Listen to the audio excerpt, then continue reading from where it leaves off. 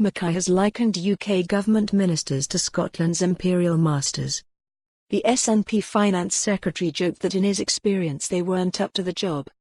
Mr. Mackay also revealed he walked out of his first meeting with the new Chief Secretary to the Treasury, who then asked him to go easy on him because he was new to the post. "Poor Rishi Sunak pretty much pleaded with me to give him a chance," he said. The Tories said the language was stoking up extreme elements of the Yes movement.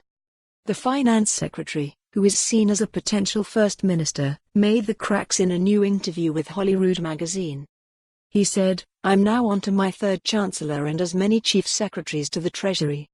Like many people, I sometimes have imposter syndrome and I don't think it's a bad thing to admit that there are times when I don't think I'm good enough to do the job.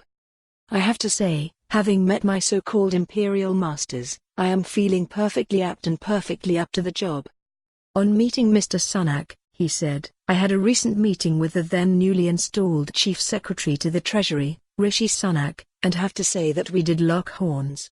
I was explaining to him how the fiscal framework, that's the financial arrangements coming from the Scotland Act, was no longer fit for purpose, how it was unravelling because of the experiences we've been through and the decisions that the UK government has taken.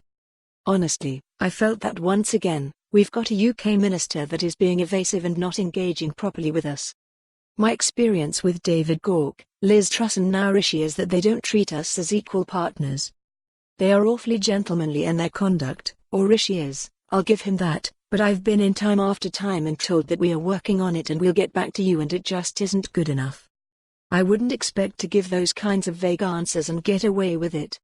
So, this time, when I felt that I was getting a little bit of pushback, I got up to leave.